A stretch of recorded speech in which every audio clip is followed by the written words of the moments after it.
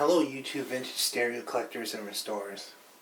In the who the heck would want this department is this 1973 Panasonic 8-track stereo player and recorder deck. And it has a nice wood grain cabinet, actually in very decent shape. And it's a heavy duty built item. And you know, this was kind of thing, this was given to me, see if you can do something with it. And I thought it perked my interest because I've never been into 8-tracks, although I have worked on quite a few in the early 80s in the stereo business. There are people, especially we did car stereo. People were bringing in early 70s to late 70s cars that had 8-track decks in them. And then there's the odd piece like this that would come in. And so you say, I've got all these 8-tracks. I know cassettes are more popular, blah, blah, blah. Can you make it work? And they're actually usually very simple problems on these. It is a very robust design. Very robust. Look at the size of the motor. The transport's all metal, the chassis is all metal. Everything about it. The capstan has a double bearing. The switches in it, it's really very well built. This one was basically, there were two problems with it. One is it was sort of, the sound was speed was up and down. The other is it wouldn't change tracks. We'll cover the speed issue first. I'm just going to flip this up so you can see underneath. So the belt that was on this was barely hanging on. This one is, I have a flat belt kit that I got on Amazon. So I replaced the belt, cleaned around the pulley of that and the pulley of here. Very easy, one screw to get it out. You put a dab of grease on that. Very easy to get at. This thing for serviceability is amazing. On this side, there's really not much to fix. It has a solenoid that changes tracks and a solenoid that ejects. So it's sturdy. There's a couple adjustments on the head, one for azimuth, one for tracking. This is made more like a record changer or something like that. The fact that it records is kind of neat. But even then, I'm just going to put it up this way so you can see it.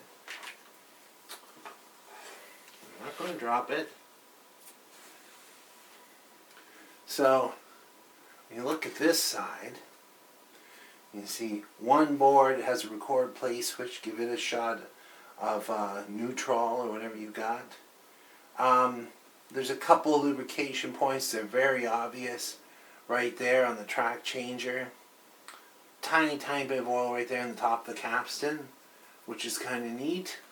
There's a few light bulbs to replace, but all the bulbs worked in it. And so I'm like, well, I don't have any tapes to play with this, or to play on it. Is it play with or play on? I don't know. And so I went out to a thrift store yesterday, and they had a couple hundred 8-tracks, like a whole shelf full of them. And they were $1 a piece, but 75 cents each if you're a senior. So like Superstars, has Frankie Avalon, Nano Scurry, The Carpenters. This one here looks like Uriah Heep Live, January 1973. Check it out. It's like a photocopied, I don't know what that is, some kind of bootleg. It plays really well though. Marvin Gaye. That's the best one. I have another Marvin Gaye actually, but and then this one, Herb Alpert and the Tijuana Brass, it's really good. There's one that broke on the first play. That was this one. CHFI 98.1 of a kind. The tape snapped. That's all it is. It's just one loop, continuous loop. Yeah, sometimes they don't stand up, but most of them do. These all play.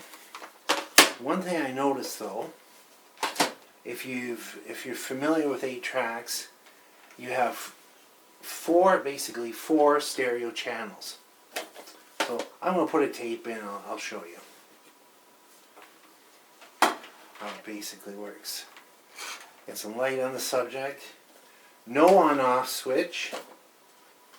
You basically just start it, you put in the tape, goes in nice and firmly, sort of like the cartridge on an Atari game system, the 2600. This one's playing. You can adjust the playback volume with these, or the record volume. You can change, so program 1, there's 4 songs.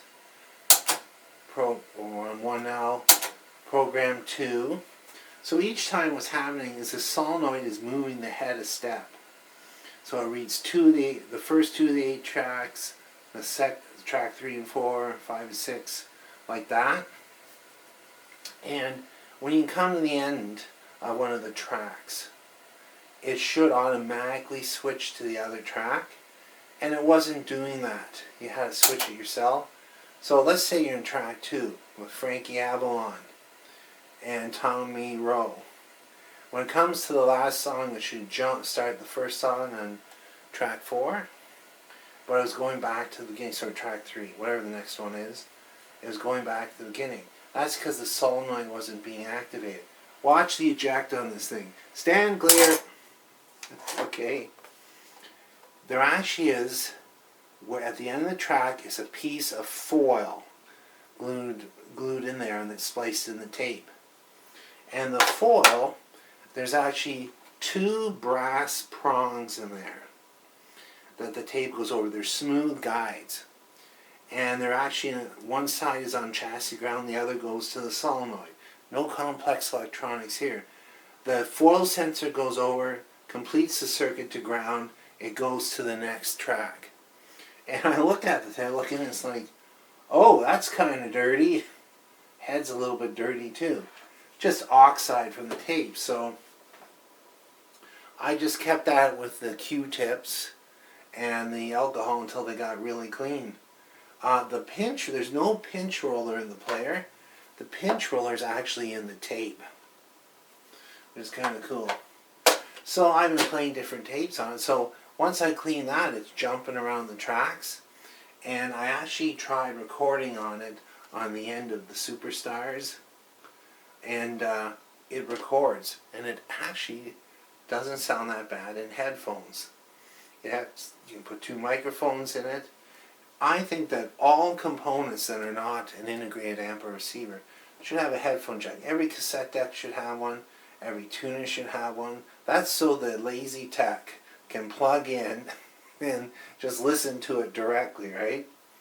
Other than that, it's got a transformer. I'm not even going to recap it because I'm looking here and like glue. A lot of them are glued on. I'm just like, oh no. But actually, there's no hum. It's very quiet. It doesn't have any C458 transistors, which are bad for noise. It actually sounds very decent. So that's all. Just, if anybody has interest in 8-tracks still, just leave a message, and say, yeah, I still have a few 8-tracks.